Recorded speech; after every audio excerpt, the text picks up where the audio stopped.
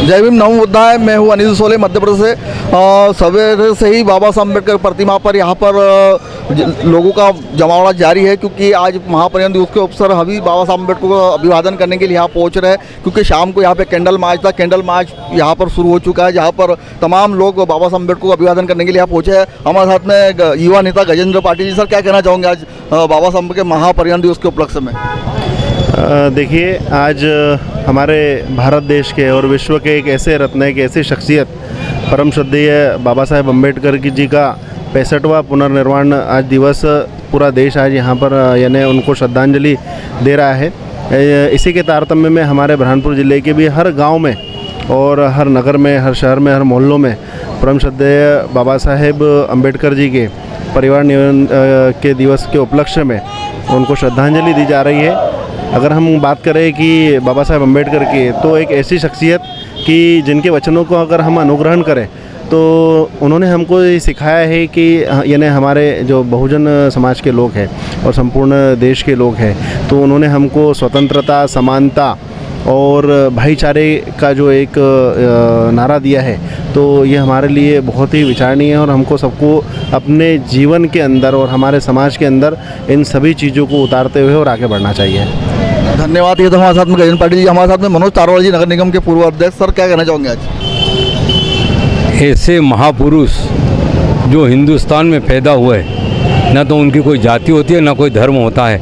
आज उसमें से एक बाबा साहब अम्बेडकर के 65वें निवारण दिवस के उपलक्ष्य में हम यहाँ पर उनको श्रद्धा सुमन अर्पित करने के लिए आए हैं। इसके लिए केवल इतना ही कहूँगा कि हिंदुस्तान के अंदर बहुत महापुरुष और बहुत महात्मा लोग जन्म लिए, किसी न किसी धर्म को लेकर कुछ न कुछ लिखा, बाकी उसको सर्वमान्यता मिले ऐसा नहीं मैं देख पाया।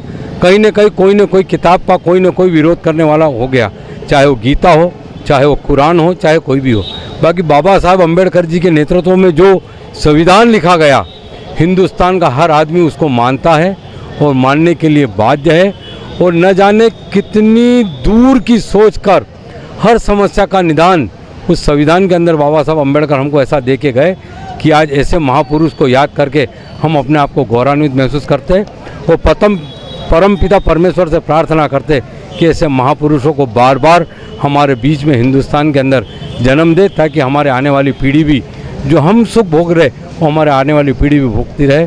यही आज के दिन उनको सच्ची श्रद्धांजलि होगी। हमारे साथ में राजू सूरी। सर, क्या कहना चाहोगे?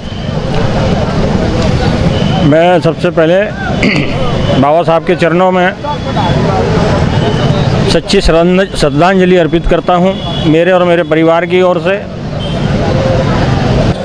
देखिए सर, बाबा साहब का 65वां महापरिनिर्वाण दिवस है और हम सभी बुरहानपुर के रहवासी बाबा साहब को 65वें महापरिनिर्वाण दिवस पर अभिवादन करने के लिए उपस्थित हुए हैं।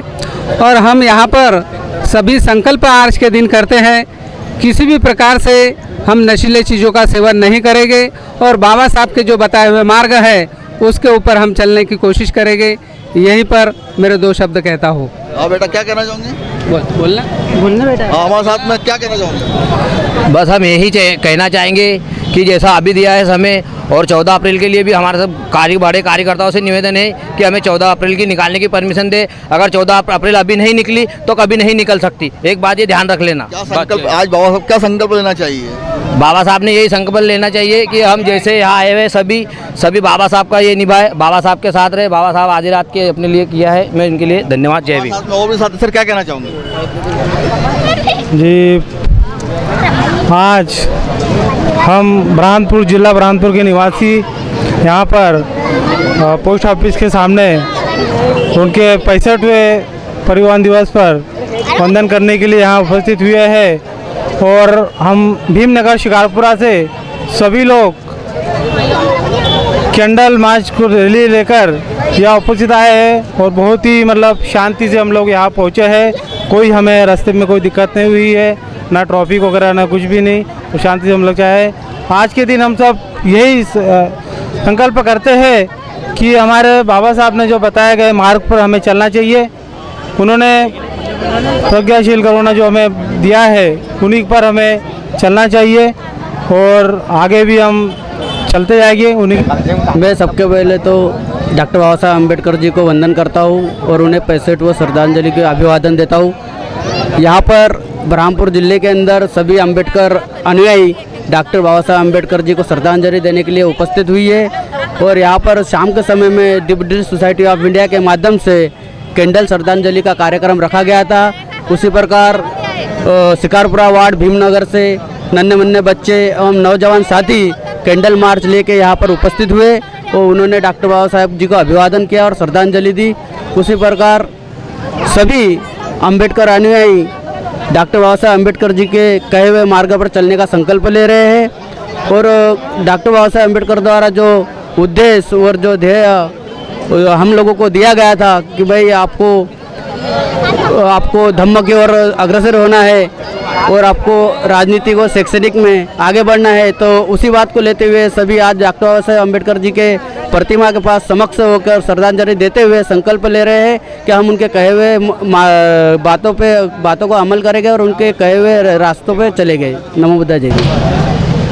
बस ये थे बाबा साहब अम्बेडकर को आज क्योंकि श्रद्धांजलि यहाँ पे अभिवादन करने के लिए तमाम लोग यहाँ पहुँचे हैं और भी क्योंकि अगर ये देखा जाए तो यहाँ पर सवेरे से ही लोगों का जमावड़ा जारी है क्योंकि इस देश के अंदर ऐसे सबसे बड़ा अगर ग्रंथ है जिसको आज सभी लोग सबसे मानते हैं वो भारत का संविधान। और अगर पूरे देश में अलग जाति अलग धर्म कई लोग प्रकार के यहाँ भारत में लोग रहते हैं, लेकिन अगर सबको अगर एक सूत्र में अगर किसी ने बांधने काम किया वो भारत के संविधान ने और परम पूज्य डॉक्टर बाबा साहब अम्बेडकर वो विरासत हमको सौंप के गए। मैं अनिल सोले, कैमरामैन सहयोगी साथी सुरेश वांगे के साथ में, देखते रहिए।